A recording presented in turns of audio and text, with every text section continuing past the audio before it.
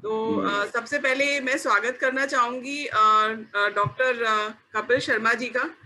Doctor Kapil Sharma Nalhar medical college में जो भी आज तक कोविड के क्षेत्र में कार्य हुआ है उसमें उनकी बड़ी भूमिका रही है। डॉक्टर साहब नोडल ऑफिसर हैं कोविड 19 के, और डिपार्टमेंट ऑफ रेस्पिरेटरी मेडिसिन, मतलब रेस्पिरेटरी मेडिसिन एक ऐसा डिपार्टमेंट है जो हमारे सांसों के से संबंधित जो बीमारियां होती हैं उस क्षेत्र के विशेषज्ञ उस डिपार्टमेंट में काम करते हैं। तो ये हमारे लिए बड़े सौभाग्य की बात है कि डायरेक्टली कोविड से जो जुड़े हुए डॉक्टर हैं उसके जो विशेषज्ञ हैं वो आज हमारे बीच में हैं। डॉक्टर साहब बहुत बहुत शुक्रिया आपका जुड़ने के लिए। आपका मैं बहुत-बहुत धन्यवाद दूँगा कि आपने ये जो मुहिम चालू की है जनहित में ताकि लोगों में ये जागरूकता फैले कोविड के बारे में, कोविड के वैक्सीन के बारे में। तो इसके लिए मैं आपको सहज दिल से धन्यवाद दूँगा और आपने ये मंच दिया हमें, जिसके थ्रू हम लोगों में जनहित के बारे में जानकारी दें। तो आपका बहुत तहे दिल से धन्यवाद और यहाँ बैठे सभी महान अनुभव को मैं धन्यवाद बोलूँगा कि वो आज उन्होंने अपना कीमती समय दिया और जनहित के लिए कुछ कार्य के लिए अपना समय दिया। जी सर। अब इसके बाद मैं स्वागत करना चाहूंगी मौलाना शेर मोहम्मद अमीनी जी का। उनको कौन नहीं जानता, घासेड़ा में वो रहते हैं और घासेड़ा गांधी ग्राम के नाम से भी प्रसिद्ध है। तो जैसा कि मैंने पहले भी कहा था कि वो एक सामाजिक कार्यकर्ता हैं और इसके साथ ही वो वाइस प्रेसिडेंट हैं जमाते उलमाए हिंद के। शेर मोहम्मद जी, बहुत बहुत स्वागत है आपका। मैं आपका भी बहुत ही ज़्यादा ममनून और मशकूर हूँ कि आपने मुझे दावत दी और इस सिलसिले में जो हमारा अहम फरीज़ा है लोगों को बेदार करना, तो आपने हमें इस काबिल समझा। हम इंशाल्लाह पूरी जिम्मेदारी के साथ में इस मुहिम में हिस्सा लेंगे और इसके हिस्सा बन रहे हैं और बनते रहेंगे। और मैं आपका शुक्रगुजार हूँ और बहुत-बहुत आपको मैं खुशामदीद भी कहता हूँ और मुबारकबादी भी देता हूँ कि आपने इंसानियत के लिए इतना बड़ा जो मुहिम चलाई है, इसके लिए मैं आपका शुक्रगुजार हूँ कि आपने हमें मदऊ किया। बहुत बहुत शुक्रिया मौलाना साहब। इसके बाद में स्वागत करना चाहूंगी हमारे जो परमानेंट जो हमारे मेंटर हैं जो हमें सपोर्ट करते हैं, मौलाना याया करीमी जी का। जी मौलाना जी।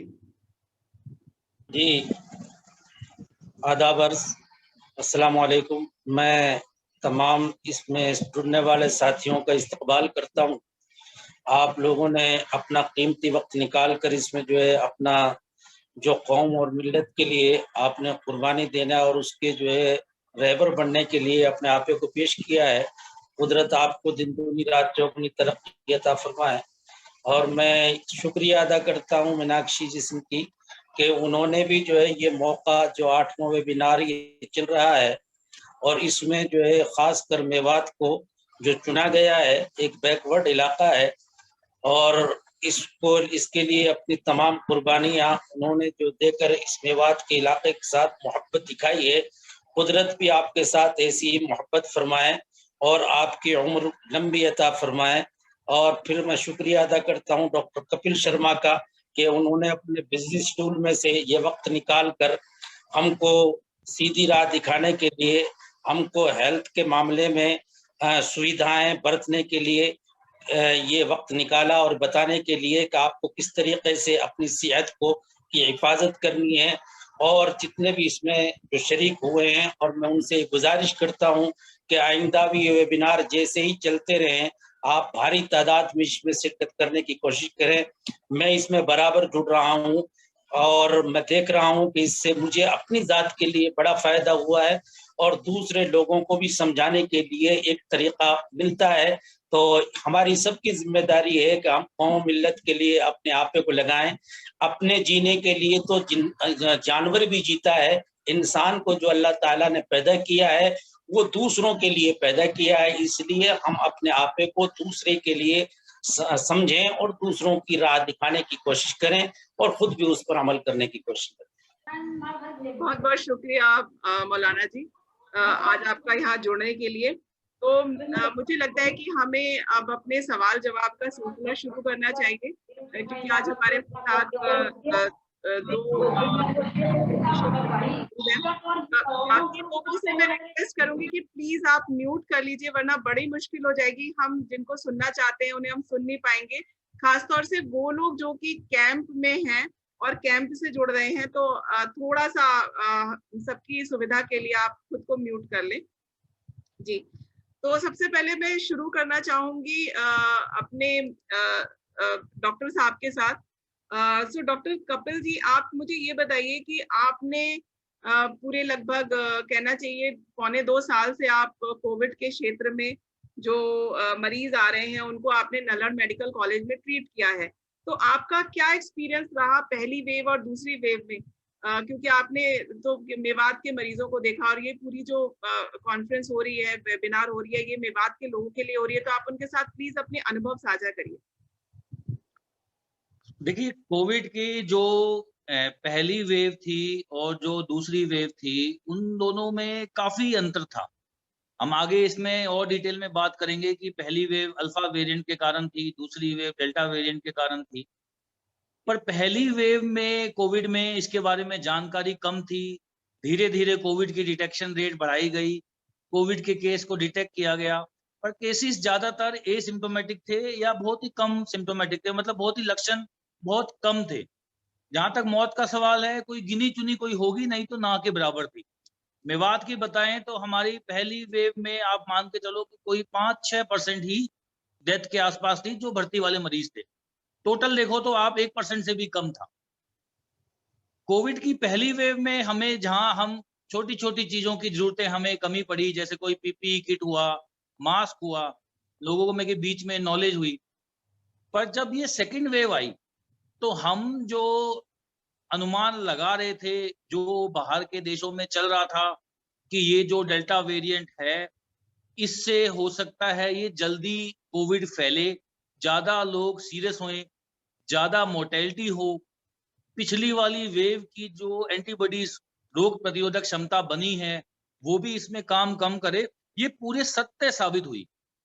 यहाँ हमने जब देखा तो ये जो 1.5 महीने गए थे, उसमें हमें समझ ही नहीं आया, जिस रैपिड पीक के साथ पेशेंट्स यहाँ पे आए। हमने 60 सैचुरेशन, 50% सैचुरेशन मतलब शरीर में ऑक्सीजन का लेवल, तो हमने इतने कम लेवल के मरीज और जो बिल्कुल ठीक है, बात कर रहा है, ये शायद लाइफ में बहुत कम देखा था। और आधे से ज़्यादा मरीज जिनको आईसीयू की ज़रूरत थी, आईसीयू की बेड की सीमितता थी, ये चीज़ बहुत ही डरा देने वाली थी, जिसको हमने जैसे भी तैसे मैनेज किया।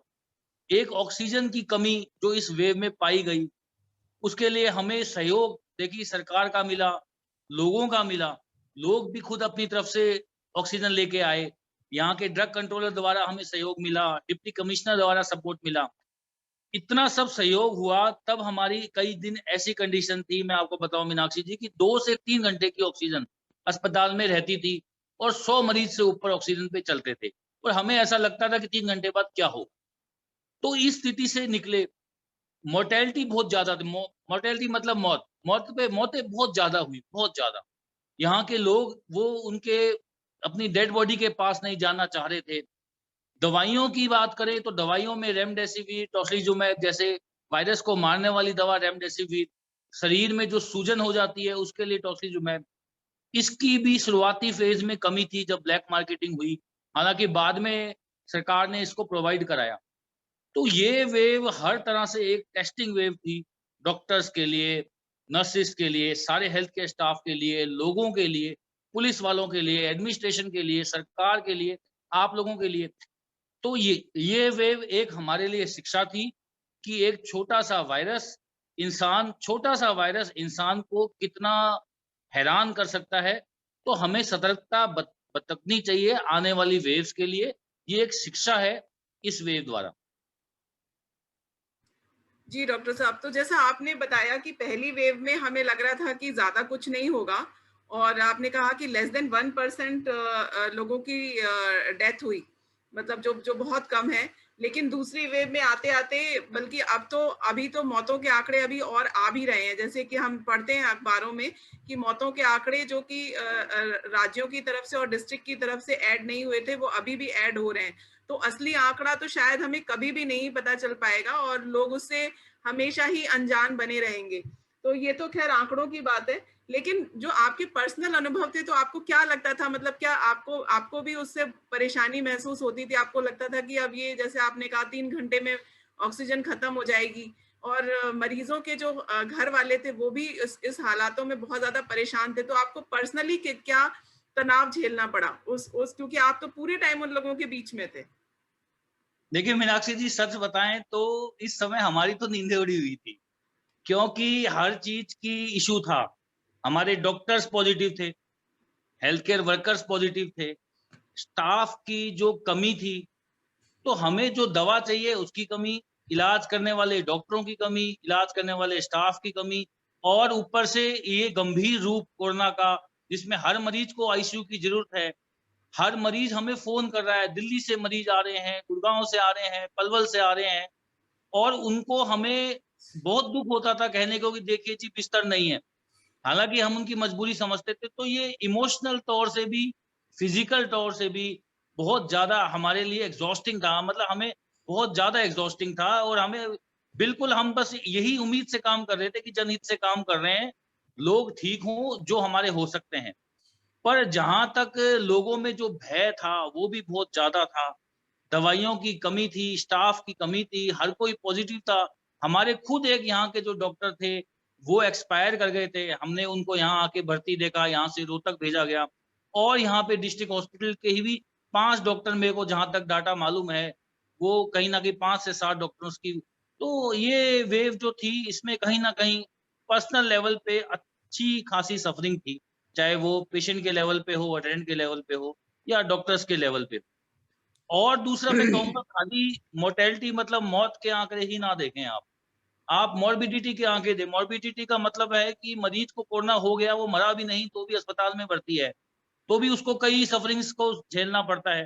तो पहली बार हमने कोरोना में देखा कि मरीज 2-2 महीने तक भर्ती है और ऑक्सीजन की उसको जरूरत है, और वो 2 महीने बाद भी घर जा रहा है ऑक्सीजन के साथ, जबकि कोरोना की पहली वेव में 3-4 दिन की किसी को जरूरत पड़ती थी, नहीं तो जरूरत ही नहीं पड़ती थी। तो ये भी एक बहुत ज्यादा दिक्कत थी। कुछ लोग, मैं आपको बताऊं, इस वेव में हमें बाद में अभी ओपीडीज में आते हैं तो वो कहते हैं डॉक्टर साहब देखिए कोरोना हमारा ठीक हो गया, पर ये कमजोरी और सांस ये हमारा अभी तक नहीं गया, क्या कारण है? तो कोरोना हुआ, कोरोना होने के बाद भी कोरोना ने अपना असर दिखाया, कोरोना खत्म हो गया उसके बाद भी वो अपना असर दिखा रहा है, कहीं ना कहीं फेफड़े में सिकुड़न कर रहा है। कई लोगों को कोरोना के होने के बाद भी हार्ट अटैक की संभावना बहुत ज्यादा हो जाती है, और कई डेथ्स भी नोटेड है कोरोना के बाद, जो हम हार्ट अटैक या मायोकार्डियल इंफेक्शन कहते हैं। दूसरा स्ट्रोक, स्ट्रोक मतलब लगवा, पैरालिसिस, खून के थक्के जमना, ये भी बहुत पाया गया है। नसों की कमजोरी, कई लोग ठीक हो गए, 3 महीने निकल गए, पर वो कहते हैं डॉक्टर साहब मैं 50 कदम चलने के बाद मेरा सांस फूल जाता है, पाँव में कमजोरी आने लगती है। और एक बहुत, कई मुंबई में केसेस नोटेड हैं कोरोना के, जिसको लॉन्ग कोविड सिंड्रोम में कहते हैं, बोन डेथ। लोगों के हिप जॉइंट जो होता है उसमें बोन डेथ हो रही है। मतलब क्या, आपके खून के धक्के दिल पे जमते हैं तो हार्ट अटैक आता है, दिमाग पे जमते हैं तो स्ट्रोक आ जाता है, ऐसे ही हड्डी पे जमता है और वो हड्डी का टुकड़ा नाकामयाब हो जाता है, तो उसको परमानेंट डिसेबिलिटी है, जिंदगी भर वो लंगड़ाएगा। तो कोरोना की बात जितनी पता लगी है कि वो कोरोना होने तक ही सीमित नहीं है, आगे भी है, और हो सकता है 1 साल बाद हमें और बहुत चीजें उसके बारे में मालूम पड़े। तो अभी ये एक रहस्य है जो हमें अभी तक पाया गया है, वो बहुत ही कम है। मुझे लगता है कि आगे समय के साथ हमें मालूम पड़ेगा कि ये और क्या-क्या चीजें कर सकता है। जी, जी डॉक्टर साहब, तो ये तो बहुत ही भयावह स्थिति है कि जैसा कि बहुत सारे लोग कहते हैं कि इसमें और फ्लू में कोई ज़्यादा अंतर नहीं है, क्योंकि वहाँ भी खाँसी-ज़ुकाम होता है, यहाँ भी खाँसी-ज़ुकाम होता है। लेकिन आप शायद इसको ज़्यादा अच्छी तरीके से बता पाएँ कि फ्लू अगर होता है तो उसके बाद हम लोग मतलब उसका हमारे शरीर में क्या प्रभाव पड़ता है? क्या हम बिल्कुल सही हो जाते हैं फ्लू होने के बाद, जो कि आप बता रहे हैं कोरोना में हम नहीं हो पा रहे? जी। देखिए क्या है, जो फ्लू होता है, इन्फ्लुएंजा लाइक इलनेस या वायरस होता है, वो हमारे जो अपर रेस्पिरेटरी ट्रैक्ट है, श्वास नली की ऊपर की जो प्रणाली है, खाली वहां तक सीमित होता है। जैसे किसी को नजला हो गया, जुकाम हो गया, छींक हो गया, थोड़ा बहुत कभी किसी को बुखार आ गया, हल्की फुल्की कमजोरी आ गई, बस हल्की फुल्की और बुखार थोड़ा बहुत। एक ही फ्लू है जो थोड़ा जानलेवा था, जो कोरोना से पहले था, जिसको स्वाइन फ्लू कहा जाता था। हालांकि स्वाइन फ्लू में मौत के आंकड़े काफी थे, पर स्वाइन फ्लू फैलता इतनी जल्दी नहीं था, इतनी मैसिव लेवल पे नहीं था। इसलिए जो फ्लू है, जो जनरल पब्लिक जानती है, वो इन्फ्लुएंजा लाइक इलनेस है, जो नॉर्मल वायरस, सर्दी, जुकाम, बुखार जो आप कहते हो, जो जानलेवा नहीं होता। मेडिकल भाषा में लोग स्वाइन फ्लू के बारे में कम जानते हैं। वो जानलेवा था, पर कोरोना जितना नहीं, जैसे जो फैला। ये कोरोना जो वायरस है, इसको मेरे हिसाब से आप, वो वायरस है जो फेफड़े में जाके बैठता है और अपना इन्फेक्शन खून में फैलाता है, और खून में फिर सूजन बनाता है, और उस सूजन से थक्के बनते हैं, और उस सूजन और थक्कों से जो कॉम्प्लिकेशन होती है, उस पे जांच पड़ताल चल रही है। अभी तक हमारे हमारे पास सीमित लेवल की ही जानकारी है, जिसमें हम मान के चलते हैं कि ये कहीं न कहीं इंफाक्ट बनाने से दिल पे, दिमाग पे, हार्ट पे और हड्डियों पे काम कर सकता है। जी जी डॉक्टर साहब, तो आपने ये एक बहुत ही इम्पोर्टेंट बात बताई, जिसमें कि आपने कहा कि ये जो सूजन हो जाती है, फेफड़ों में जाता है, फिर ब्लड ब्लड में जाता है, उसके बाद स्वेलिंग हो जाती है, और फिर उसके बाद उसकी जो अंततः परिणति होती है वो डेथ होती है, जो कि मुझे नहीं लगता कि फ्लू से किसी के मरने की खबर हमने सुनी हो। बिल्कुल, बिल्कुल। फ्लू से जो मरने के और मौत के आंकड़े हैं, वो ना के बराबर है। मैं फिर से ये कहूँगा, ये जो फ्लू की हम बात कर रहे हैं, ये इन्फ्लुएंजा लाइक वायरस की बात कर रहे हैं, ना कि स्वाइन फ्लू की। तो ये जो जनरल फ्लू जो हम कहते हैं, फ्लू हो गया, जिसमें आँख से पानी आ जाएगा, नज़ला, जुकाम हो जाएगा, थोड़ा बहुत बुखार हो जाएगा, कमज़ोरी हो जाएगी, 3-4 दिन में अपने आप ठीक हो जाएगा, दवा की भी ज़रूरत नहीं है। उससे मौत के आंकड़े नहीं देखे गए हैं, ना के बराबर है। तो कोरोना के जो प्रथम लक्षण हैं, उससे कोई इसको हल्के में ना ले कि ये खाली फ्लू ही वायरस है। जी, जी, जी डॉक्टर साहब। तो इसके बाद मैं थोड़ा-सा यहाँ पर विराम दूँगी, मेडिकल क्षेत्र की जो जुड़ी जानकारियाँ हैं, उसके बाद मैं जाना चाहूँगी हमारे मौलाना साहब शेर मोहम्मद जी के पास। सर आप ये बताइए कि अ, आपके अपने निजी अनुभव क्या रहे, जो दूसरी वेव आई कोरोना की, उसमें आपके अपने निजी अनुभव क्या रहे, और क्या आपने खुद ने वैक्सीन लगवा ली है? मोहतरमा डॉक्टर मीनाक्षी साहिबा और डॉक्टर कपिल शर्मा जी और हज़रत मौलाना मोहम्मद याह्या करीमी साहब मद्दज़िल आली, सबसे पहली बात तो ये है कि मैं उस मालिक का शुक्र अदा करता हूँ कि इस मालिक ने इंसानियत की खिदमत के लिए आज की इस कॉन्फ्रेंस में मुझे शिरकत का मौका दिया। और दूसरा, मैं आपका फिर मुकर्रर शुक्रगुजार हूँ कि आपने मुझे इस मंच पर बुलाया। मैं शायद मेरी आपसे इस मौके पर पहली मुलाकात है। मैं 15-20 साल से मिनिस्ट्री ऑफ हेल्थ यानी वज़ारत सेहत जो है, उससे हम अटैच हैं, राब्ते में हैं, और इससे पहले हम इसका हिस्सा बने रहे हैं। हिस्सा बने रहने का मतलब ये है कि मैं दरअसल जो कुरानी तालीमात हैं, उसमें कुरान की एक आयत आती है कि हम हिस्सा क्यों बने, वमन अहयाहा फकअन्नमा अहयन नास जमीआ, कि जिसने एक इंसान की जान बचाई, उसने पूरी इंसानियत की जान बचाई। तो सर आपने जैसा बताया कि इसमें मॉर्बिडिटी की इशू है, और जो आफ्टर इफेक्ट हैं वो बहुत सारे हैं, मतलब कोरोना का मरीज ठीक होने के बाद भी आपके हॉस्पिटल के चक्कर काटने के लिए मजबूर रहता है।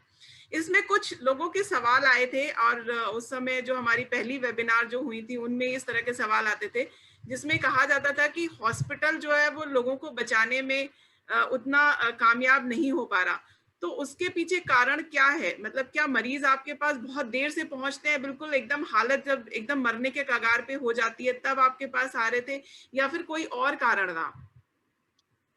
देखिए, ये जो डेल्टा वेरिएंट था, जो हमने सेकेंड वेव देखी थी इस कोरोना वायरस की, इसमें मैं थोड़ा सा आपको इस वायरस के बारे में बताना चाहूंगा कि जो पिछला जो वायरस था उसके कंपेयर में इस वायरस का ट्रांसमिसिबिलिटी मतलब जल्दी फैलना उससे 40 गुना ज्यादा थी, कई लोग 100 गुना कहते हैं।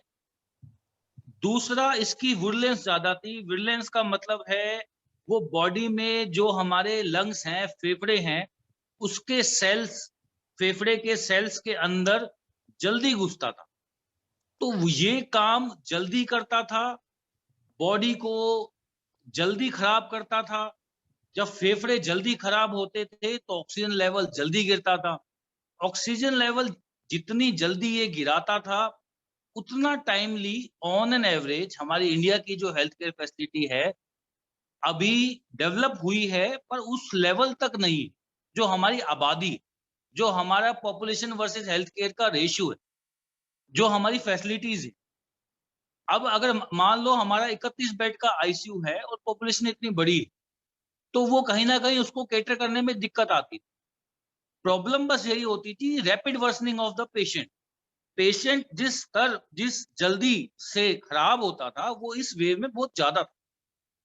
मैं आपने आंकड़ों की बात करूं तो हमने भी अपना एनालिसिस किया, तो आपको मालूम होगा कि जो नई दिल्ली का सबसे विशिष्ट एम्स अस्पताल, उसमें भी जो भर्ती के आंकड़े थे वो लगभग 35 से 37% थे। जो मरीज भर्ती हुए, हर 3 में से 1 मरीज की मौत हुई। आप ये आंकड़े बहुत ज्यादा थे। हमारे यहाँ के भी आंकड़े लगभग 32-35% के आसपास थे। आंकड़े जरूर बहुत ज्यादा थे, पर कारण ये था कि जो कोरोना जितनी जल्दी शरीर को खराब करता था, ऑक्सीजन को गिराता था, फेफड़े में फैलता था, वो बहुत ज्यादा था, बहुत ज्यादा।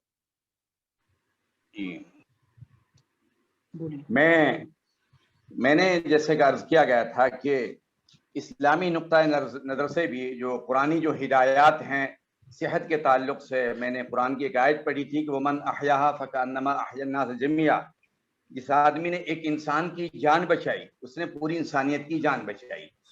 और प्रॉफिट मोहम्मद सल्लल्लाहु अलैहि वसल्लम ने फरमाया कि एक सेहत और तंदुरुस्तमंद आदमी बेहतर है कमजोर से।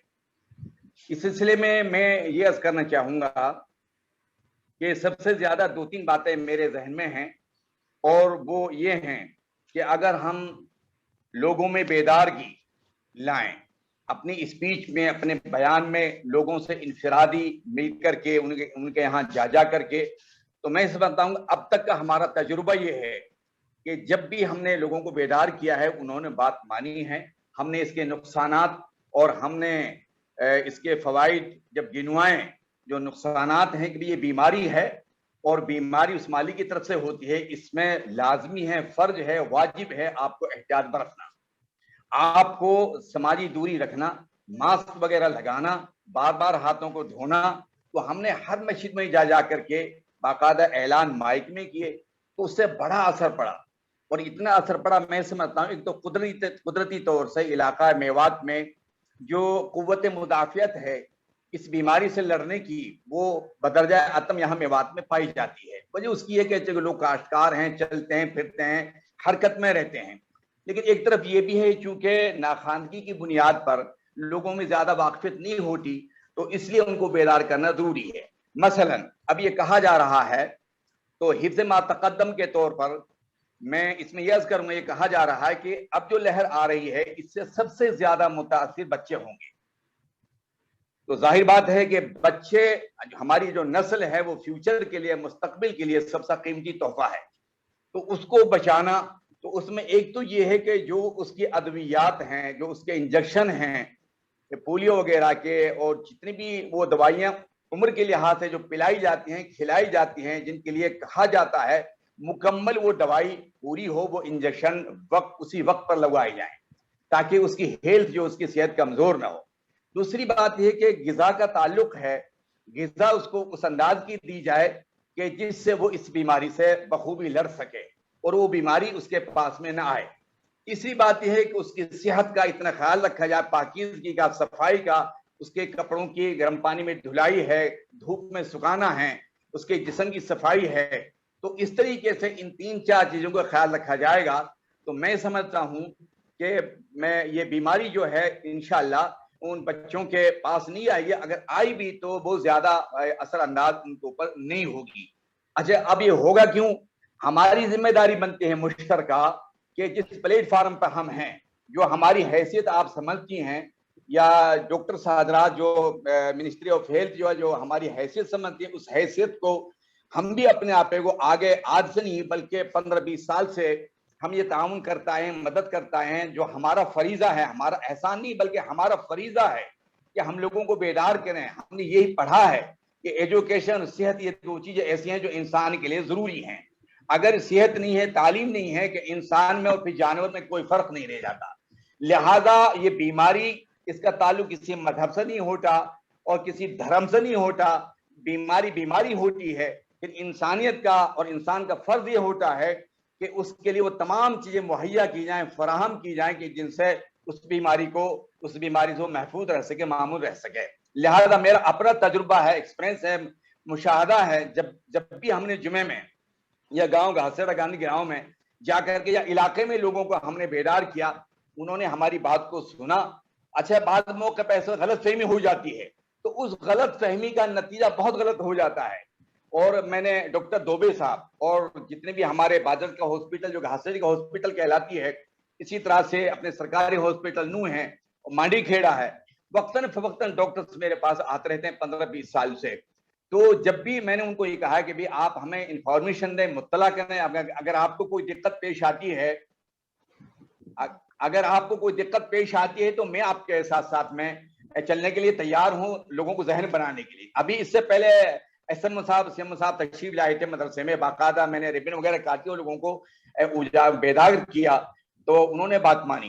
तो मैं ये अर्ज कर रहा हूं कि जहां दवाइयां हैं, उन दवाइयों का पूरा इस्तेमाल हो और वक्त पर हो।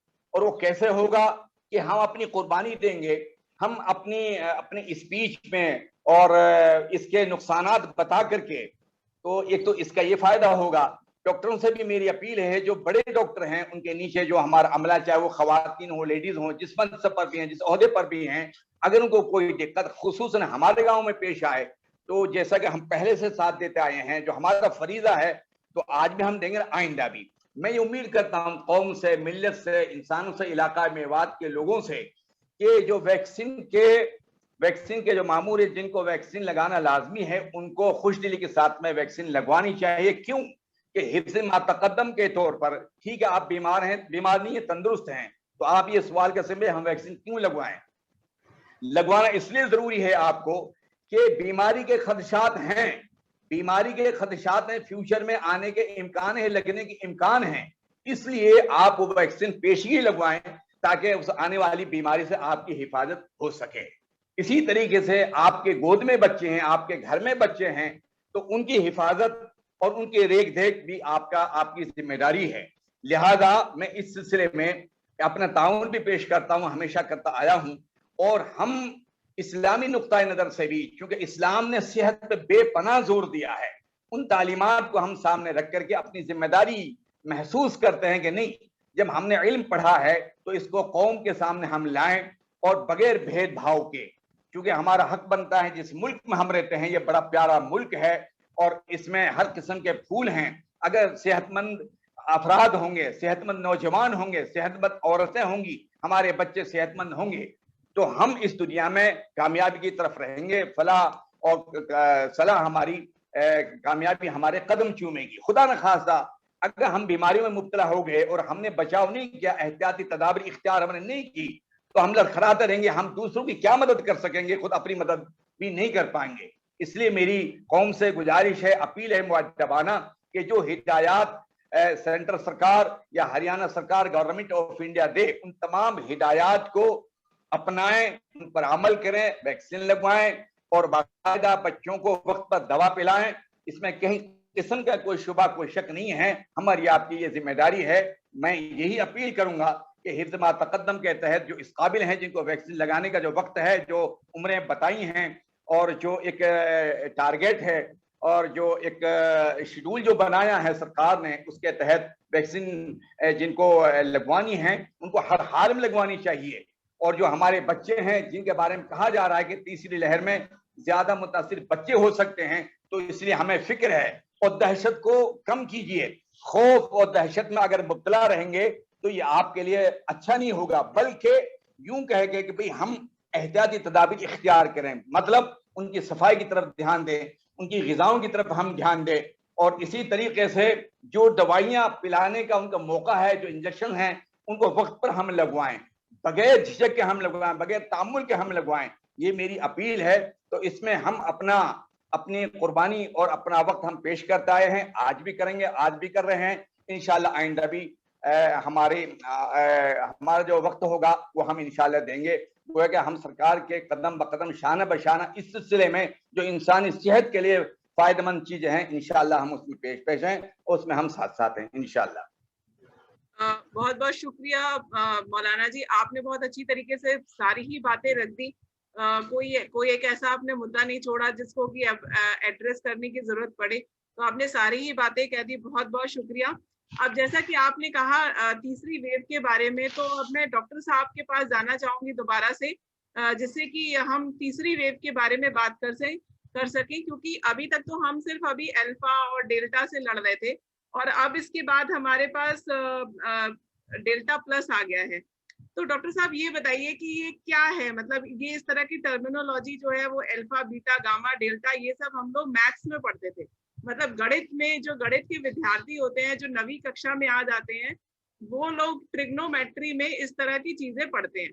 लेकिन अब ये देखने में आ रहा है कि मेडिकल फील्ड में भी इस तरह के नाम सामने आ रहे हैं, तो हमें ये समझ नहीं आता कि इनमें क्या अंतर है, अल्फा, बीटा, गामा, डेल्टा, ये सब क्या है, और अब डेल्टा प्लस आ रहा है जिसको बहुत खतरनाक बताया जा रहा है। जी डॉक्टर साहब।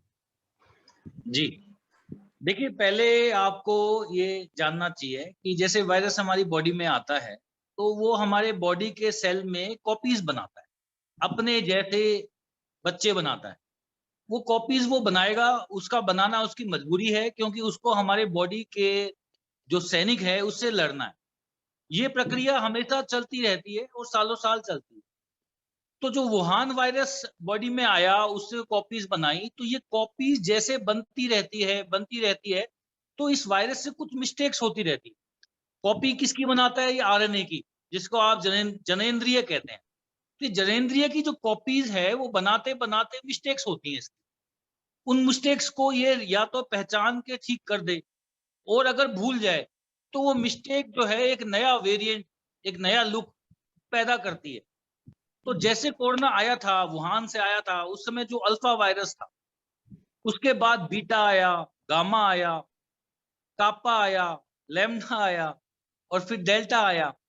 तो जो साइंटिस्ट इनको सब समझ रही है, इसमें जो डेल्टा वायरस है उसको ये वेरिएंट ऑफ कंसर्न मानती है। मैं थोड़ा सा आपको समझाता हूं कि जो कोई भी बीमारी है, साइंटिस्टों के लिए उसका कंसर्न मतलब चिंता हमें कब हो सकती है?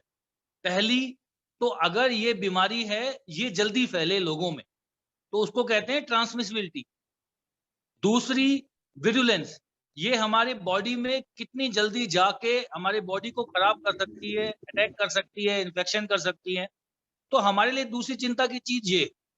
तीसरी डिटेक्शन, कि क्या ये जांच हुई, ये जांच में पकड़ा जाएगा, तो ये तीसरी चीज है।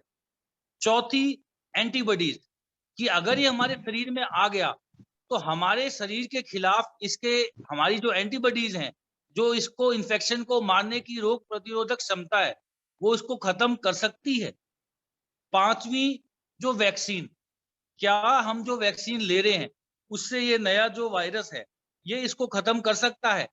तो देखिए, 5 चीजों के पैमाने पे हमेशा ये तय होता है कि ये जो वायरस है ये हमारे लिए चिंता का विषय है कि नहीं है। जो प्रीवियस वायरस थे, अल्फा, बीटा, कापा, लैम्डा, ये कोई ज्यादा चिंतित वाले नहीं थे। भारत में जो लेबल्ड है वो एक डेल्टा वायरस है जो वेरिएंट ऑफ कंसर्न है। क्यों?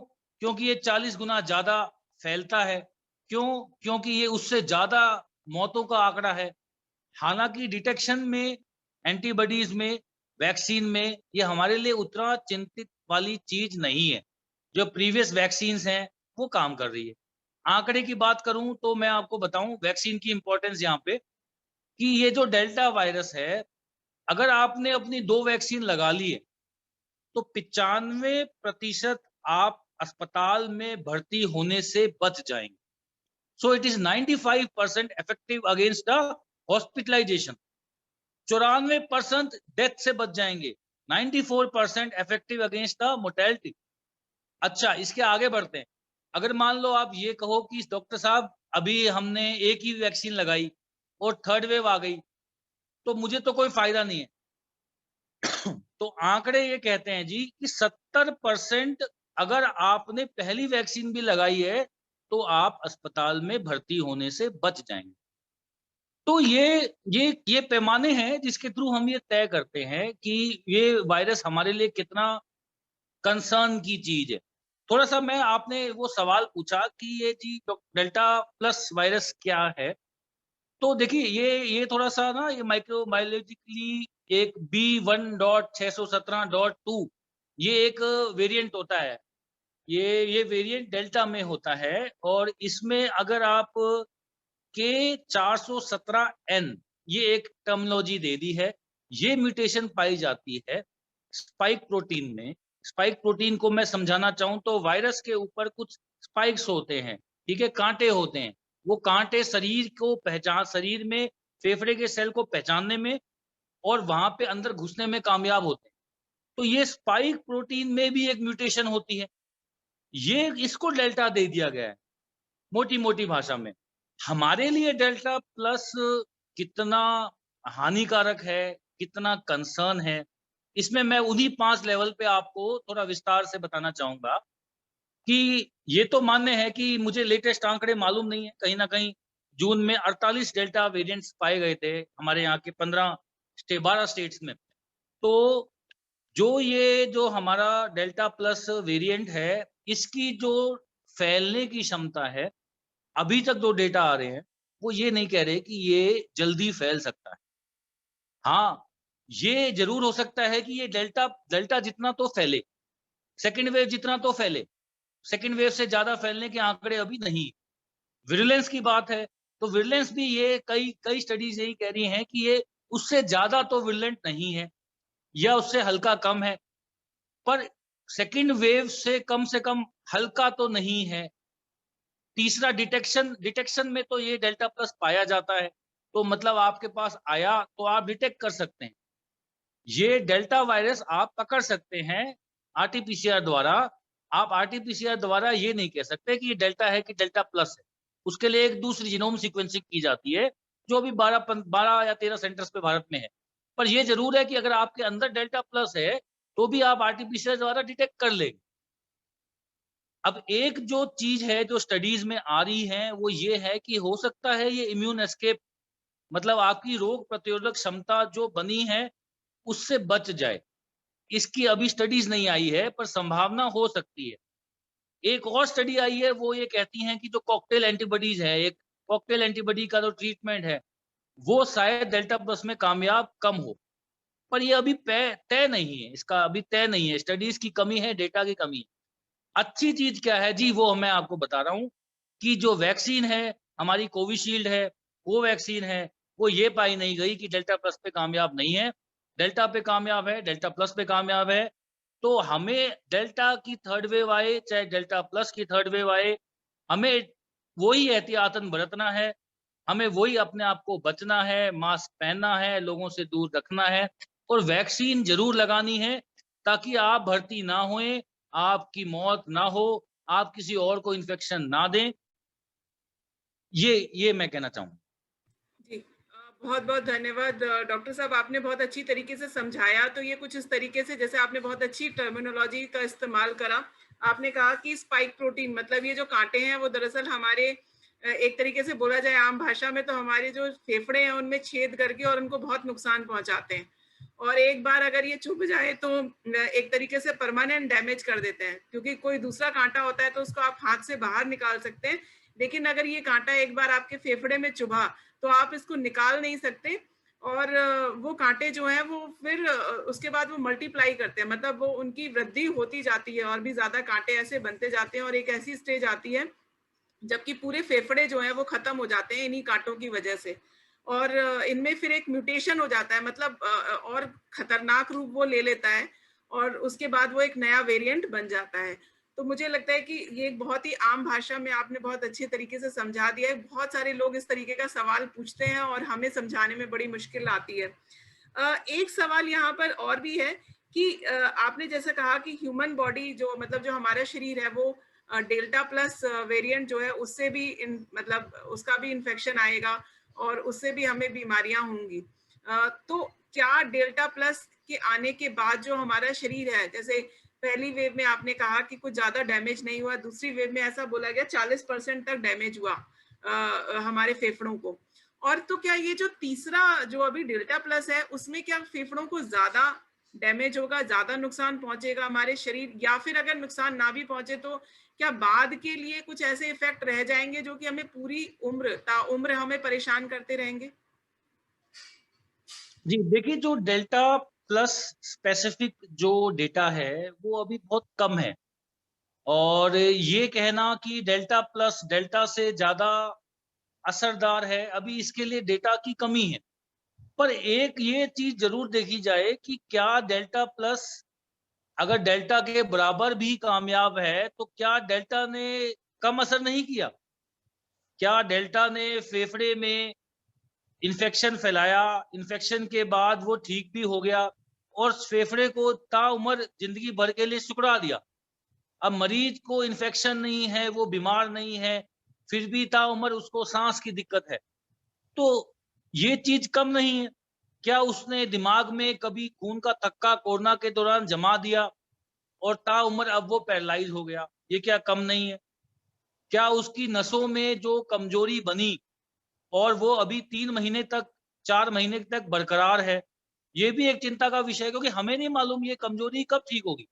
6 महीने में भी हो सकती है, 1 साल में भी हो सकती है, ताउम्र भी रहे। ये तो एक जांच का विषय है, रिसर्च का विषय है। क्या एक अच्छा खासा आदमी जो चल सकता था, उसके हिप जॉइंट जो है उसकी डेथ हो गई, बोन डेथ हो गया, एवास्कुलर नेक्रोसिस हो गया और उसके बाद उसकी डिफॉर्मिटी होगी, वो जिंदगी भर लंगड़ाने के लिए मजबूर हो गया? ये कम नहीं है? क्या ऐसा हमने परिवार देखे जिसके 6 सदस्यों में 4 सदस्य खत्म हो गए?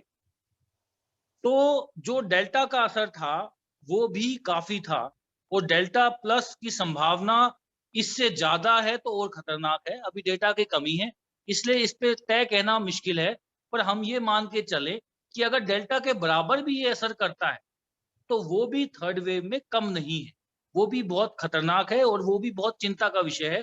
अभी तो हम डेल्टा को ही नहीं समझ पाए जी, डेल्टा ही आने वाले 2 साल में क्या करेगा, अभी तो हम उसी को समझ रहे हैं कि उसकी और क्या कॉम्प्लिकेशन निकल के बाहर आएगी। अब ब्लैक फंगस एक ऐसी बीमारी है जिसमें 70% मोर्टेलिटी है। अब आप देखें, कोरोना खुद भी काम शरीर को खराब कर रहा है, कोरोना होने के ठीक होने के बाद भी शरीर में कुछ ना कुछ कॉम्प्लिकेशन बची है, और कोरोना की इलाज में मजबूरन दी गई दवा से भी एक बीमारी पैदा हो रही है। तो ये बहुत ही एक ऐसी चीज है जो इंसानियत को बहुत ज्यादा सीरियसली लेनी चाहिए। मतलब ये एक ऐसा रूप है जिसके अभी विभिन्न रूप निकलने बाकी, तो अभी इसी रूप में इतना डरावना है, तो आगे के लिए हमें सतर्क होना पड़ेगा। इसका इलाज से ज्यादा अच्छा इससे बचना ही इसका इलाज है। जी जी डॉक्टर साहब, आपने आपने सही कहा कि एक्चुअल में इलाज के लिए सोचने से पहले हमको उसका जो बचाव है वही इलाज है। इस लाइन पर हमें जोर देना चाहिए कि बचाव ही इलाज है, और कोई तरीका नहीं हमारे पास, क्योंकि एक बार अगर कोरोना की लहर आती है तो हमारे पास जो संसाधन है वो कम पड़ जाते हैं। अस्सलाम वालेकुम। जी, आप प्लीज म्यूट पर कर लीजिए जो भी बाकी लोग हैं, अस्सलाम वालेकुम। प्लीज आप म्यूट पर कर लीजिए बाकी लोग, क्योंकि जब एक बार कोई लहर आती है तो उस समय बहुत मुश्किल हो जाती है कि हम अपने जो संसाधन है उनको जोड़ पाए। इतनी आबादी है भारत की नहीं, अगर हम बाहर के देशों की भी बात करें तो आबादी के अनुपात में बेड कम होते हैं। वो सिर्फ भारत में ही नहीं, किसी भी देश में जितनी आबादी होती है उतने बेड नहीं बनाए जाते। ऐसा मान के चला जाता है कि बेड की संख्या कम रहेगी। तो भारत में तो ये स्थिति और भी ज्यादा खराब है, क्योंकि हमारी आबादी एक तरीके से देखा जाए तो चाइना को क्रॉस करने वाली है, जो अपने आप में एक चिंता का विषय है, क्योंकि उस कंडीशन में बहुत ज्यादा लोगों के ऊपर ऐसे मामलात में जहां बीमारी बहुत बड़े स्तर पर फैल रही हो, वो बहुत सारे लोगों को मारेगी और पूरे के पूरे खानदान खत्म हो जाएंगे। मतलब जैसा कि 1921 में हुआ था कि पूरा का पूरा गांव खत्म हो गया था। तो इस तरह के जो फ्लू या जो इस तरह के वायरस होते हैं, वो इस तरह का बहुत घातक प्रभाव हमारे समाज पर छोड़ करके जाते हैं। सिर्फ एक किसी परिवार या शहर की बात नहीं हो रही है यहाँ पर। क्योंकि अब हमारे पास समय कम रह गया है, तो मैं याया करीमी सर से ये पूछना चाहूंगी कि सर आप ये बताइए कि अब जैसे आपका संगठन बहुत बड़ा संगठन है, मतलब पूरे भारतवर्ष में फैला हुआ है, तो मौलाना याया जी आप ये बताइए कि हम किस तरीके से मतलब क्या हम कोई इस तरह की कैंप के बारे में सोच सकते हैं, जो आपके संगठन के बाकी लोग हैं उनके साथ मिलकर के, क्या हम कोई कैंप की रचना कर सकते हैं जिसमें आवाम जो है वो आए और वैक्सीन लगवाए, क्योंकि वैक्सीनेशन ही एकमात्र बचाव रह गया हमारे पास। मीनाक्षी जी बहुत बहुत शुक्रिया, आपने इस मंच के जरिए से हमें कुछ आवाम से बात करने का मौका दिया। सबसे पहली बात तो ये है कि जमीयत उलमा का एक ज़ेली संगठन है जमीयत यूथ क्लब, वो भारतीय स्काउट एंड गाइड के थ्रू ट्रेनिंग याफ्ता हमारे पास 10,000 नौजवान हैं, जो इस सिलसिले में पूरे भारतवर्ष में लोगों को बेदार कर रहे हैं। वो नौजवान लॉकडाउन के मौके पर भी, जिस वक्त भुखमरी के लोग शिकार थे, सड़कों पर लोग पड़े हुए थे, उनकी इमदाद के लिए भी उस संगठन ने, जमीयत यूथ क्लब ने बड़ा काम किया, क्योंकि वो ट्रेनिंग याफ्ता थे। स्काउट का मतलब ही है कि कौम की खिदमत करे, इंसानियत की खिदमत करे, जानवरों की भी खिदमत करे, इंसान खिदमत के लिए पैदा किया गया है। इसीलिए भारतीय स्काउट एंड गाइड को जमीयत यूथ क्लब ने चुना है। और अब खुशी की बात यह है कि भारतीय स्काउट एंड गाइड की तरफ से जमीयत यूथ क्लब को खुद जो है एक संस्था के तौर पर मंजूरी मिल गई है, और ये हमारी जमीयत यूथ क्लब बराबर इसमें काम कर रही है। और जमीयत के जो जिम्मेदारान हैं वो सूबाओं के प्रेसिडेंट, हल्का और जिलों के प्रेसिडेंट जो है वो इस वक्त मैदान में उतरे हुए हैं। हमारे कायदे जमीयत हाई कमान हजरत मौलाना महमूद मदनी, जब हमारे प्रधानमंत्री ने शौचालय बनाने का अभियान शुरू किया था, उस वक्त जमीयत उलमा के कायदे मिल्लत मौलाना महमूद मदनी ने तमाम संगठन के जिम्मेदारों से ये बात कही थी कि चाहे वो मोदी का फरमान हो, चाहे वो किसी का फरमान हो, लेकिन ये बात बड़ी अच्छी है, इसलिए तुम हर जगह इस बात को चलाओ और इस बात को फैलाओ। तो हर जगह ये बात चलाई। मैडम, निजामपुर कैंप के बारे में मैं थोड़ी रिपोर्ट करना चाह रहा हूँ, और अगर हो जाए चली हाँ, तो इससे बड़ी कामयाबी मिली। इसी तरीके से अब जो है ये जो कोरोना वायरस जो चला है, जिसको तकरीबन आज 1.5 साल से ज्यादा हो गया है, इसमें भी जमीयत उलमा अपने एतबार से पूरे तौर पर काम कर रही है और इंशाल्लाह करती रहेगी। लेकिन जहां फर्स्ट वेव और दूसरी वेव का मसला है, वो मैं कहना चाहता हूं कि मैं अपने मुल्क की उस मीडिया और वो कुछ असामाजिक तत्व जिन्होंने पहली वेव को सिर्फ हमारे ही ऊपर थोप दिया था और हमको कोरोना बम के नाम से दुनिया के सामने पेश किया था, हम उनके लिए भी ये दुआ करते हैं कि अल्लाह ताला उनको इंसानियत के दायरे में रहकर काम करने की तौफीक मरहमत फरमाए। उस वक्त हम फिजिकली और मेंटली तौर पर पूरे टूट गए थे, लेकिन फिर भी हमने सब्र का दामन हाथ से नहीं छोड़ा था और हम जो है घर घर जाकर लोगों को समझाया, लोगों को बताया। जैसे डॉक्टर कपिल शर्मा ने कहा कि पहली वेव को तो कुछ लोगों ने मंजूर ही नहीं किया था, लेकिन दूसरी वेव जब आई और लोगों ने उसको अपनी आंखों से देखा, किसी घर का पूरा सफाया हो गया, किसी घर में 5 के बीच में 1 बचा। जब लोगों ने अपनी आंखों से देखा और मुशाहिदा किया और लोगों के पास बुद्धिजीवी लोग गए, सब धर्मों के लोगों ने बात समझाई, चाहे वो हमारे डीसी सर हों, चाहे वो सीएमओ सर हों, चाहे वो एसपी सर हों, सबने जो है मीटिंगें की, लोगों से बात की और इसकी फिक्र ली। तो अल्हम्दुलिल्लाह सुम्मा अल्हम्दुलिल्लाह वो मेहनतें हमारी प्रशासन के एतबार से भी और हमारे धार्मिक गुरुओं के एतबार से भी, बुद्धिजीवी और सामाजिक लोगों के एतबार से वो कामयाब रही। अब हम जो है आइंदा भी इस पर मेहनत करने के लिए वादा करते हैं और पहले भी किया है और करते रहेंगे। और हम जो है स्वास्थ्य विभाग से बराबर राब्ते में हैं और राब्ते में रहेंगे। और ये जो मुहिम आपने चलाई है, ये वेबिनार के सिस्टम से, इससे जो बेदारी लोगों में आ रही है, और मैं देख रहा हूं कि लोग जो है जो है हॉस्पिटलों में जाकर अपना जो है टीकाकरण करा रहे हैं। मैंने पहले भी लोगों से ये बात कही थी कि जिस तरीके से खसरा, रूबेला, चेचक और टीबी, उस तरीके से जो टीके हैं, ऐसे ही एक आम टीका ये है। ये कोई इससे लोग जो अफवाहें फैला रहे हैं कि इससे ये हो जाएगा, ये हो जाएगा, कोई कह रहा है कि 2 साल के अंदर मर जाएगा, कोई कह रहा है कि नामर्द हो जाएगा, ये तमाम अफवाहों पर लोग ध्यान न दें।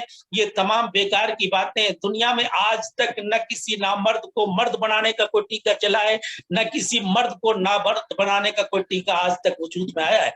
इसलिए इन ऐसी अफवाहों पर ध्यान न दे, मैं कौम को ये बात कहता हूं। और मैं इंशाल्लाह अभी एक वीडियो बनाकर भी कौम के बीच में छोड़ूंगा और कौम को समझाऊंगा, बताऊंगा और इस वेबिनार से जुड़ने के लिए भी लोगों से अपील करूंगा। मैं जो है अब तक की जो सुस्ती या बिजी शेड्यूल की वजह से मैं मैदान में नहीं आ सका, मैं उसके लिए माफी चाहता हूं। और आइंदा जो है इसमें और बढ़ चढ़कर हिस्सा लेने के लिए मैं कौम के हर फर्द से और हर हिंदुस्तानी के हर आदमी से ये कहता हूं कि वो इस मुहिम में का हिस्सा बने, इसलिए कि आगे जो खतरनाक वेव जो बता रहे हैं उससे अल्लाह हमारी सबकी हिफाजत फरमाए। प्रॉफिट मोहम्मद सल्लल्लाहु अलैहि वसल्लम का फरमान है कि खैरुन नास मन यनफउन नास, इंसानों में का बेहतर इंसान वो है जो लोगों को नफा पहुंचाए।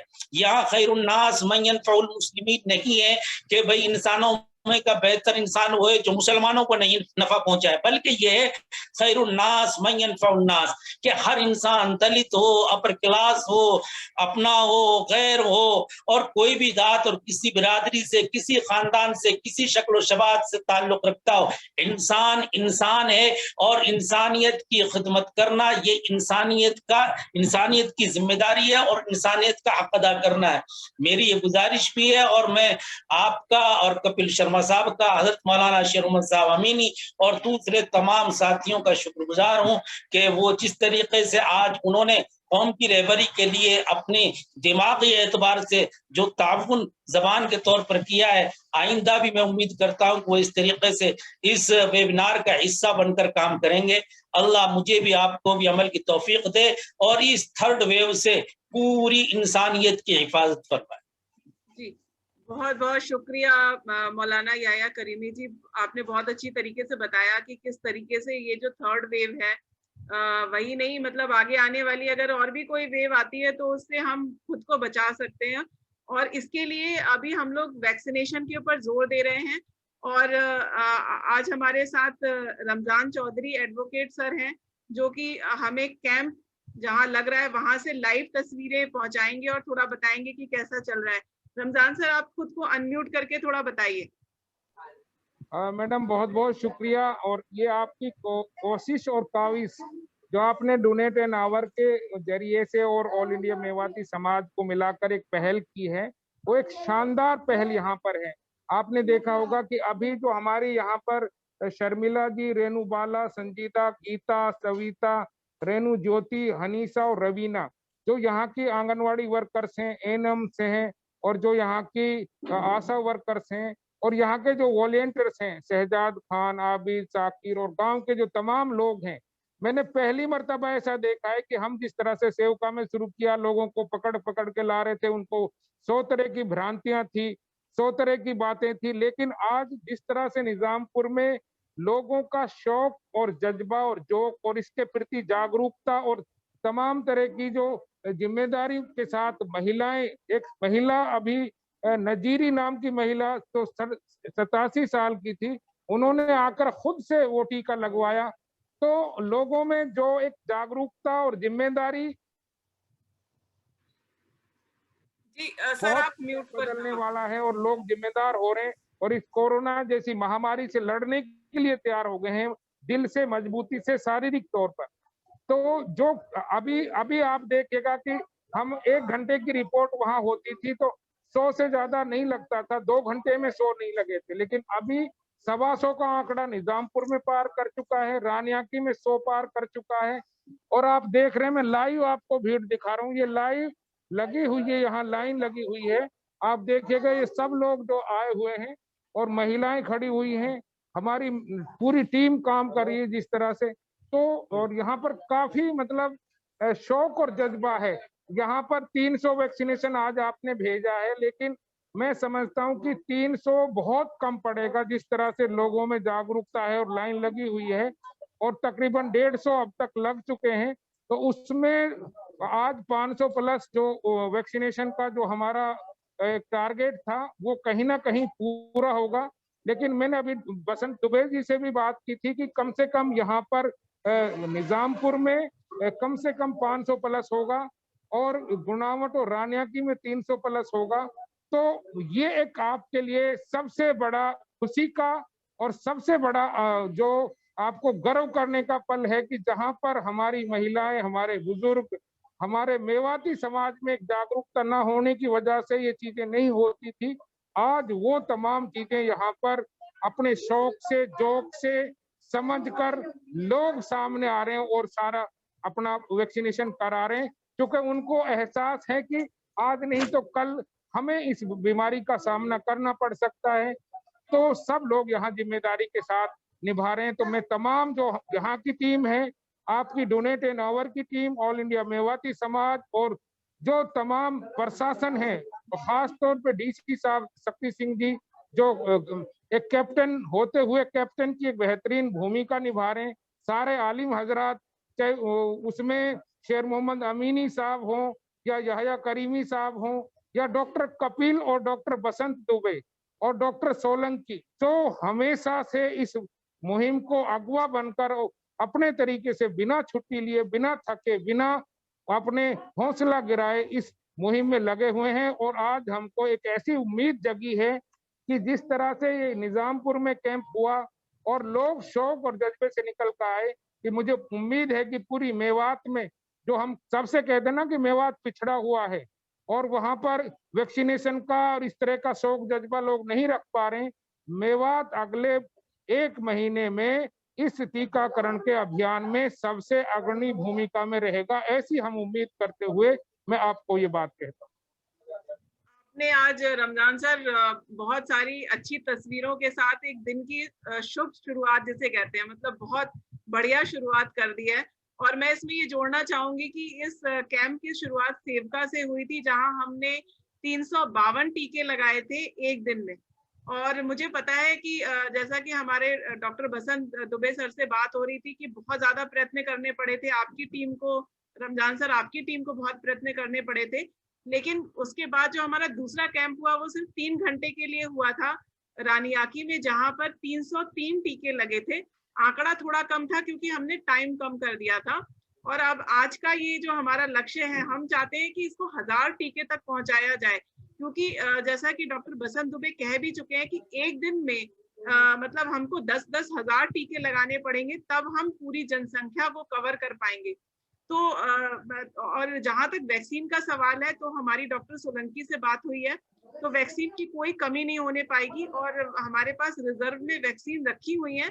यदि कोई आवश्यकता पड़ती है तो वैक्सीन बिल्कुल मौके पर पहुंच जाएगी। तो इस बारे में हम बिल्कुल निश्चिंत रहें कि वैक्सीन की कोई कमी नहीं है। हमारे साथ डॉक्टर बसंत दुबे हैं। डॉक्टर साहब आप प्लीज अपने अनुभव बताइए, आपका पहले कैंप से लेकर के अभी तक के कैंप का क्या अनुभव रहा है? जी हेलो, हाँ नमस्कार मैडम, नमस्कार। नमस्कार सर। तो मैं यही कह रहा था कि ये जो इनकी पहल है हमारे मेवाती समाज के रमजान चौधरी जी की और डोनेट एन आवर की, इससे बहुत बड़ा बदलाव आएगा और ये आ चुका है काफी हद तक।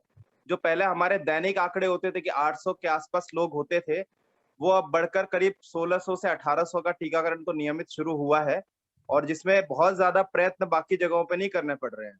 जो शुरुआत हुई 350 के आसपास आंकड़े, हम 300 से ऊपर एक गांव में जो कवर कर रहे हैं हम हर इतवार को, एक किसी न किसी गांव में हम 2-4 गांव में जो मिलके लगाते हैं, उनसे ये मैं उम्मीद करता हूँ कि कुछ दिन बाद हम भी, जैसे अभी 2 दिन पहले मीटिंग हुई थी हमारी, तो लोग बोल रहे थे हमारा ये गांव फुल्ली मतलब 100% टीकाकरण हो गया है, कोरोना का टीकाकरण हो गया है।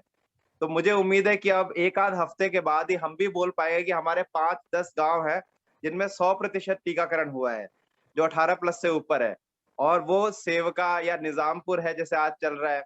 ये इन गाँवों के में मुझे लगता है कि यही नंबर होगा तावड़ू का, और इसमें रमजान साहब है जुड़े हुए, इनके सब टीम है पूरी है, भाई और रिश्तेदार, दोस्त मित्र सब लगे हुए हैं, और याहिया साहब हमारे बीच हैं, शेर मोहम्मद अमीनी साहब हैं, या हमारे जो मुफ्ती जाहिद साहब हैं जो मरकज में। तो ये सब जो लोग हैं, सबका बड़ा योगदान है। ये कई बार योगदान हमें पता नहीं चलता, लेकिन ये एक पूरा, ये अलग विभाग नहीं है, ये सम्मिलित मुहिम है। और इस सम्मिलित मुहिम में जैसे अभी याहिया साहब भी कह रहे थे कि हमारे युवा लोग हैं, जमीयत उलेमा के हमारा युवा मोर्चा है, उसमें 3-3.5 हजार के आसपास यूथ है, उनका भी हमेशा सहयोग रहा है शुरू से। मैं बताऊं कि जब मैं शुरू में मेवात आया तो लोग बोलते भाई यहाँ पे कुछ नहीं हो सकता, कई बड़े अधिकारी भी कहते थे मेवात तो कुछ नहीं हो सकता, लेकिन वो जो कुछ नहीं हो सकता है, जब मैं याया साहब से मिला, जाहिद साहब से मिला, शेर मोहम्मद साहब हैं इनसे मिला, अथर साहब है इनसे मिला, इलियास साहब है, मतलब जो भी बड़े लोग हैं हमारे ना यहाँ, इनसे मिला, इनका आशीर्वाद मिला, और देखा कि पूरी टीम खड़ी है। कोरोना में भी घर घर जाके पर्चे बांटे हैं हमारे मौलानाओं ने, घर घर जाके, इमाम ने घर घर जाके पर्चे बांटे, और बच्चों को या मदरसे में जो बच्चे थे उनका टीकाकरण, सबका टीकाकरण। जो डिप्थीरिया के टाइम पे भी, जब डिप्थीरिया के हमारे 150 से ज्यादा केस हर साल आ रहे थे, और 30 तो मौतें रजिस्टर्ड होती थी, 30 के आसपास, पर करीब करीब 50 से 60 मौतें होती थी, उनका आंकड़ा बड़ी तेजी से कम हुआ। जो डिप्थीरिया कंटेनिंग वैक्सीन है उनका घर घर में, स्कूल में, सब जगह पे वैक्सीनेशन हुआ। तो वो जो मुहिम जो चली वो आज तक बरकरार है और बढ़ती जा रही है। अब हम वेबिनार कर रहे हैं कोविड के टाइम पे, कोरोना के टाइम पे, हमारे डॉक्टर्स के साथ, हमारे मौलाना मुफ्ती याहिया साहब नित्य ज्वाइन करते हैं, मैं देखता हूँ, है ना। बस ये है कि कुछ और मामलों की वजह से मैं इस तरह इतना शरीक नहीं हो पा रहा, लेकिन फिर भी याहिया साहब जो है नियमित, इनका आशीर्वाद मिलता है हमें, और वो मुहिम बढ़ती जा रही है। तो इसके लिए मैं सभी को धन्यवाद करूंगा। और वैक्सीन की कमी नहीं होगी। रमजान जी कह रहे थे जैसे अभी ना, हमारे पास वहाँ 700 वैक्सीन तो अभी अवेलेबल है, और बगल की पीएचसी में हमारे पास करीब इतनी वैक्सीन हैं, तो उसकी कमी नहीं होगी, और कमी नहीं है, उसकी तैयारी है हमारे पास। टीकाकरण की मुहिम इसी तरह बढ़ती रहे, और जो भी सहयोग है बाकी लोगों का, बाकी सबका, वो उसके लिए मैं सबके लिए सबका धन्यवाद देता हूँ। कईयों का कई बार नाम नहीं ले पाते हैं, पर सबके सहयोग के लिए धन्यवाद। और खासकर जो हमारे स्वास्थ्य विभाग से जुड़े हुए आशा वर्कर, आंगनबाड़ी वर्कर, एएनएम बहन जी हैं, ये तो अपनत्व के ऐसा कई बार ध्यान नहीं आता कि अपना ही शरीर है, पर इन सबको भी खूब खूब धन्यवाद। इनको सुबह कहते हैं या इतवार को कहते हैं, जब भी कहते हैं हम इनको, वो लग जाते हैं काम में, और अपने बच्चों को छोड़ के, परिवार को छोड़ के, ये सब महिलाएं हैं। और महिला, आप भी महिला शक्ति है मीनाक्षी जी। बच्चों, आप तो अपने बच्चे वो तो है ही, पर और बच्चों को भी आपने अपना समझ के, आप उनका सब तरफ से, खासकर एजुकेशन की उच्च कोटि की उनको जो है शिक्षा मिले, उस सब में प्रयत्नरत हैं। और आप सब भी शनिवार को, रविवार को, या कोई छुट्टी का दिन हो, वो देखे बगैर लगते हैं। तो सब महिलाओं को, महिला शक्ति को विशेष तौर से मैं धन्यवाद देता हूँ कि ये छुट्टी के दिन भी छोड़ के और हमेशा बच्चों को, परिवार की परवरिश करते हुए इस मुहिम में लगे हैं कि जन जन स्वस्थ हो और सुरक्षित रहे कोरोना से। धन्यवाद। धन्यवाद डॉक्टर साहब। तो मैं आपका बहुत बहुत धन्यवाद करना चाहूंगी कि आपने एएनएम आशा वर्कर जो है उनके बारे में कहा। और वाकई में मैं एक चीज यहाँ बताना चाहूंगी कि हम लोग एक प्री रजिस्ट्रेशन कैंप चला रहे थे, जिसमें कि एएनएम आशा वर्कर, ये इन सब लोगों के साथ हमने इस एरिया में जहाँ वैक्सीनेशन हो रहा है वहां पर गांव के कार्यकर्ताओं की एक टीम तैयार करी, जिसमें एएनएम और आशा वर्कर उनको लीड कर रही थी, उनको बता रही थी कि किस तरीके से करना है। और उसमें हमने करीब करीब 300 लोगों का रजिस्ट्रेशन किया, हमने उनका एक रजिस्टर बनाया, और उसमें से कुछ लोगों का तो हमने कोविन पर भी रजिस्ट्रेशन किया।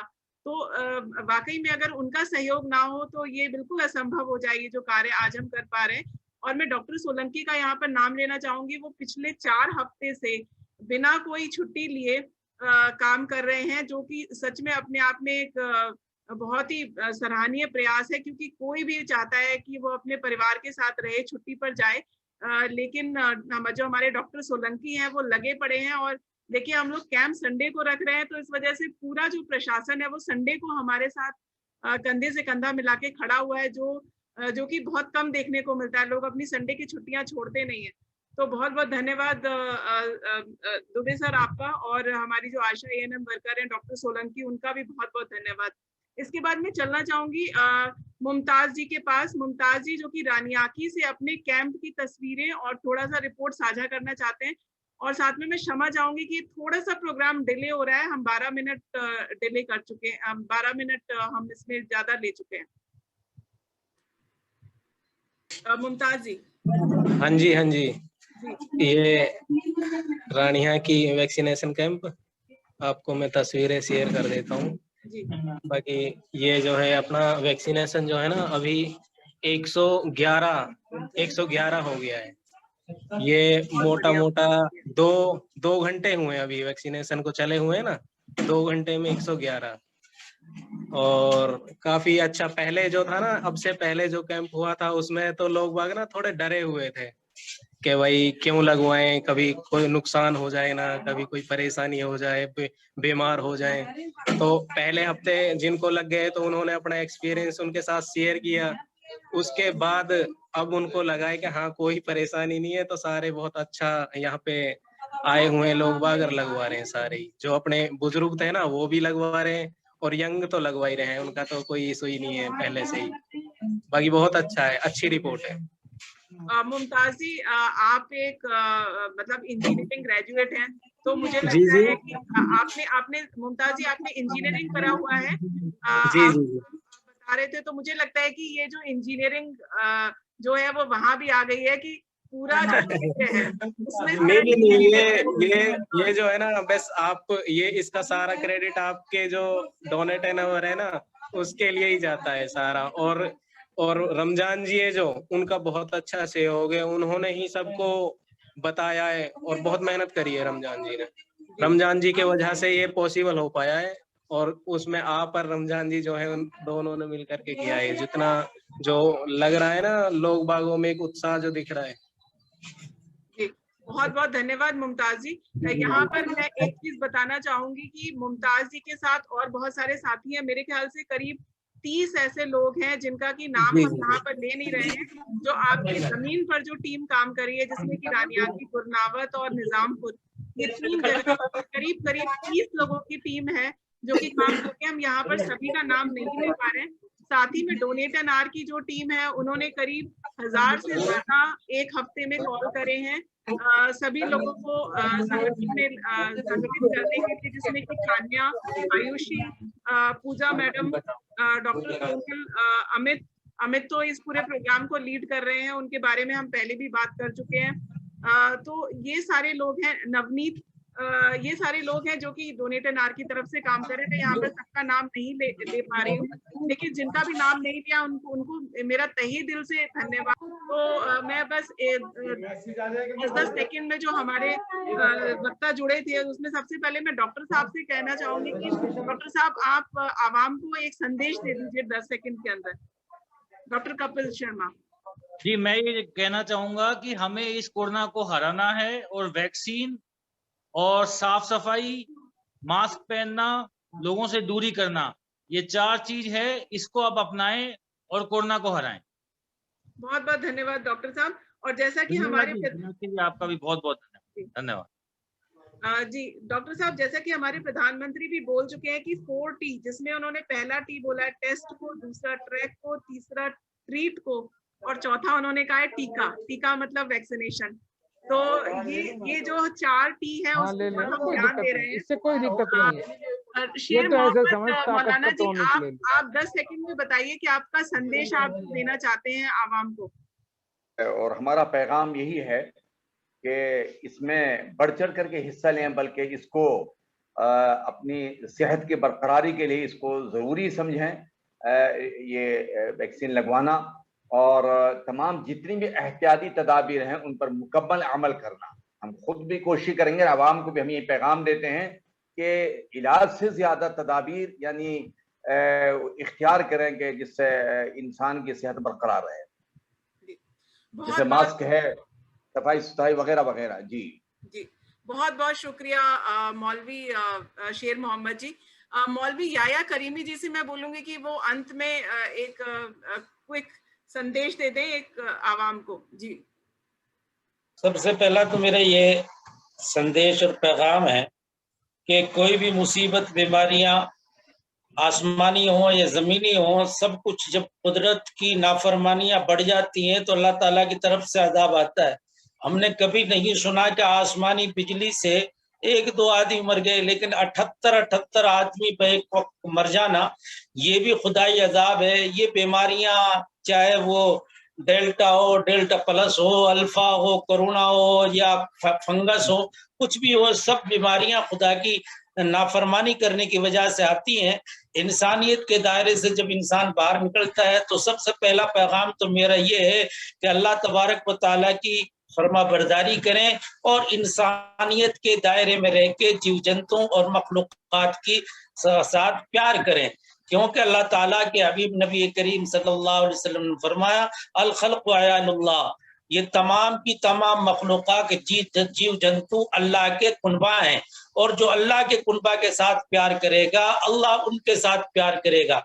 आज जो प्यार हमारा खत्म हो गया है, नफरतें बढ़ गई हैं, तो अल्लाह तबारक व ताला भी हमसे नाराज हो गए हैं। इसलिए हम जो है आपस में प्यार बनाकर रखें, जात बिरादरी कौम इन तमाम चीजों को खत्म करें, ताकि हम भी, हमारा मुल्क की भी और हमारे मुल्क वासी भी तरक्की करें। आज हमें इस मुल्क में बोझ बनकर नहीं रहना है, बल्कि इस मुल्क की हमें जरूरत बढ़कर रहना है। जब जरूरत बनेंगे तो फिर इंशाअल्लाह मुल्क तरक्की करेगा। दूसरी बात यह है कि अल्लाह तबारक व तआला के हबीब नबी करीम सल्लल्लाहु अलैहि वसल्लम ने फरमाया अल्लाहु नज़ीफुन युहिब्बुन नज़ाफा, अल्लाह ताला खुद साफ सुथरे हैं और सफाई सुथराई को अल्लाह ताला पसंद फरमाते हैं। आमतौर से जो वायरस जितने भी आते हैं, चाहे वो कोई भी वायरस हो, वो जो है गंदगी, नापाकी, बेसलीकादारी से आते हैं। इसलिए सफाई का खास तौर से रास्ते हों या नालियां हों या घर हों, हर जगह सफाई सुथराई का एहतमाम करें। नंबर 3 बात यह है कि जो हिफाजती तदाबीर जैसे वैक्सीनेशन है और जो है सोशल डिस्टेंसिंग है, ये तमाम चीजें इन पर अमल करें। आगे बकरा ईद का जो है त्योहार 21 जुलाई को जो आ रहा है, मेरी पूरी कौम से गुजारिश है कि इसको सादगी के साथ जो है गाइडलाइन के दायरे में रहकर इस पर अमल करें। मुझे उम्मीद है कि हमारे डीसी साहब, हमारे एसपी साहब, जिस तरीके से उन्होंने हमारी बृहस्पतिवार को मीटिंग ली और उन्होंने बताया हमें दूसरों के रास्ते पर नहीं चल रहा है, बल्कि हमें उस रास्ते पर अमल करना है जो रास्ता हमारे नबी ने हमको बताया है। हमें जो है इंसानियत की हमदर्दी, प्यार मोहब्बत का जो सबक सिखाया है, उस हमदर्दी और प्यार मोहब्बत पर अमल करें। बस मेरी ये गुजारिश है। बहुत बहुत शुक्रिया मौलाना याया करीमी जी, आपका इस संदेश के लिए जो आपने बकरीद के लिए दिया कि सादगी से मनाएं, भीड़ भाड़ से दूर रहें और कोशिश करें कि ऐसा ना हो कि एक जलसा मनाते मनाते हम कोरोना की तीसरी वेव को अपने घर में घुसा लें और फिर वो कोरोना की जो तीसरी वेव है वो डायरेक्टली हमारे बच्चों पर इफेक्ट डाले और फिर घर में मातम का माहौल हो जाए। किसी भी जलसे के बाद मातम का माहौल कोई बहुत अच्छी बात नहीं है, बहुत अच्छी क्या मतलब बहुत ही बुरी बात है। और जैसे कि कोरोना के मामले 2 राज्यों में बढ़े हैं, महाराष्ट्र और केरल में, और हमें पता है कि हमारे जो डिस्ट्रिक्ट है उससे बहुत सारे जो ड्राइवर हैं वो इन 2 राज्यों में जाते हैं अपना ट्रक लेकर के। तो बहुत जरूरी है कि जब बकरीद हो रही है तो जो लोग वहां से होकर के आए हैं वो थोड़ा सोशल डिस्टेंसिंग बनाते हुए आइसोलेशन में रहें, डायरेक्टली आवाम के साथ ना घुले मिले। और इसी के साथ में इस कार्यक्रम का समापन करना चाहूंगी और बहुत बहुत धन्यवाद देना चाहूंगी सभी का इस कार्यक्रम में जुड़ने के लिए। शुक्रिया।